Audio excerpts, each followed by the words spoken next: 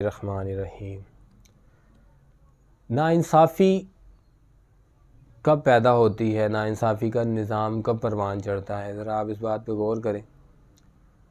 हम अक्सर इस बात का क़िला करते हुए नज़र आते हैं कि ये जागीरदाराना निज़ाम जो है ये असल में नाइंसाफ़ी की वजह और जड़ है। लेकिन सवाल ये है कि ये जागीरदाराना निज़ाम पैदा कब होता है और इसकी क्या बुनियाद है जिससे ये परवान चढ़ता है। तो आप गौर करें कि जब कमज़ोर की हिमायत नहीं करता, जब गरीब की मदद नहीं करता, जब महकूम का ख़याल नहीं करता, जब कमज़ोर का मददगार नहीं होता, तो फिर जागीरदाराना निज़ाम खड़ा हो जाता है। वो यूं कि आज किसी जागीरदार के लिए तो हम सब खड़े हो जाएंगे और उसके तरफ चले जाएंगे, उसके तरफदार हो जाएंगे, लेकिन हम अपने जैसे इंसान की मदद नहीं करेंगे। तो फिर आप ये देखें कि असल में जागीरदाराना निज़ाम बनाने में हमारा सबसे ज़्यादा हिस्सा है। आप मुझे बताएं, एक दौलतमंद शख्स के लिए लोगों का रवैया और एक गरीब शख्स के लिए लोगों का रवैया, आपको दोनों में तज़ाद नज़र आएगा। और सबसे जो अहम बात है वो ये है कि अमीर की हमायत करने वालों में अमीर नहीं है, अमीर की हमायत करने वालों में गरीब है, और गरीब की मुखालफत करने वालों में अमीर नहीं है, गरीब की मुखालफत करने वालों में गरीब है। हमारे निज़ाम का आलम ये देखें कि हमें लड़वाया किस तरह जाता है। एक जागीरदार अपना रोब और दबदबा बनाने के लिए हम ही गरीबों में से लोगों को लेते हैं और हम ही में से गरीबों पर जुल्म करवाते और वो जागीरदार बन जाते।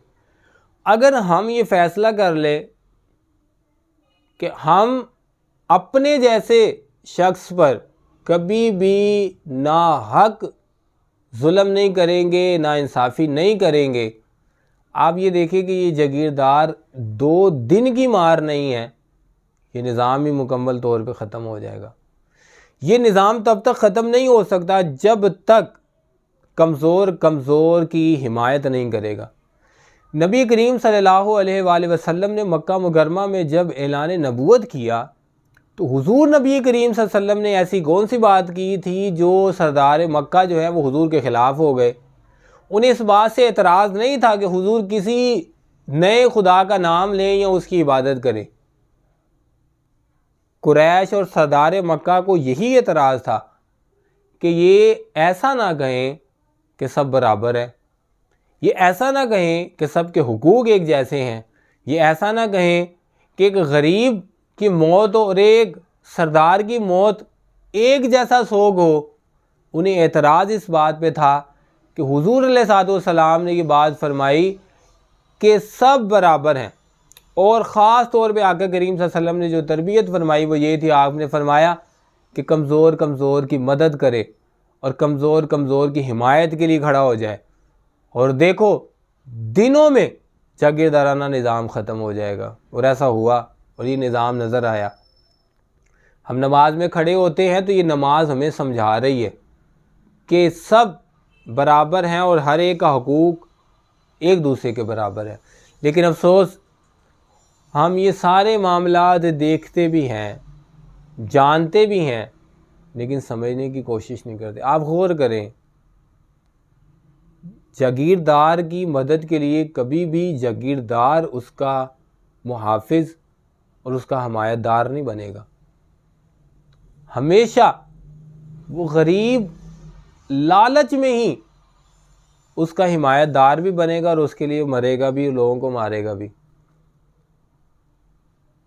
और यही हम पे जुल्म है कि हमें हम ही में से लड़वा दिया जाता है।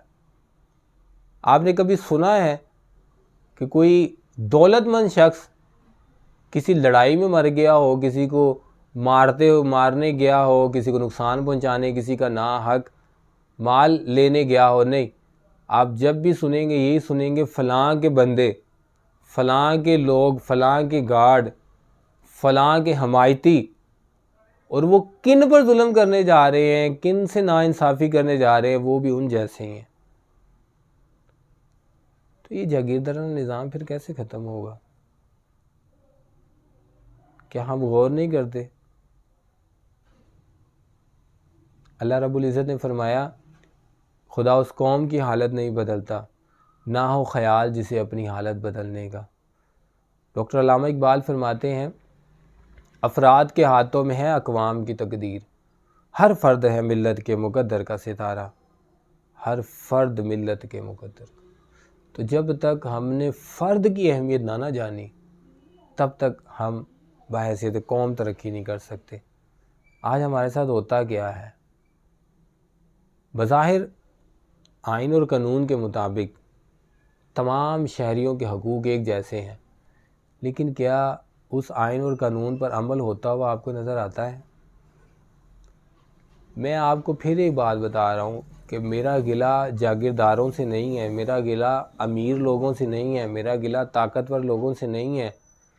क्योंकि जागीरदार ही तब बनता है जब कमज़ोर लोग मिलकर उसकी हिमायत करते हैं, गरीब मिलकर उसकी हिमायत करते हैं। दौलतमंद ही तब बनता है, वो ज़ालिम ही तब बनता है जब उसका जुल्म बढ़ाने के लिए हम ही में से लोग उसके साथ शामिल होते हैं। तो गिला उनसे नहीं है। आप अपने आप पे गौर करें कि जुल्म करने वाले हम लोग हैं, हम अपनों पे जुल्म कर रहे हैं। आइन और कानून में सबके हुकूक बराबर है, लेकिन ऐसा अमली तौर पे होता हुआ नज़र नहीं आता। दौलतमंद के लिए कानून पर फौरी हरकत अमल में लाई जाती है, लेकिन गरीब के लिए कानून में कोई गुंजाइश नहीं है कि उसकी मदद की जाएगी। और फिर हम नारे इस बात के लगाएं कि हम तो इस्लाम के मानने वाले हैं और जिसका पहला हुक्म ही ये था, ऐ लोगों किसी को किसी पे कोई फ़ौक़ियत नहीं है।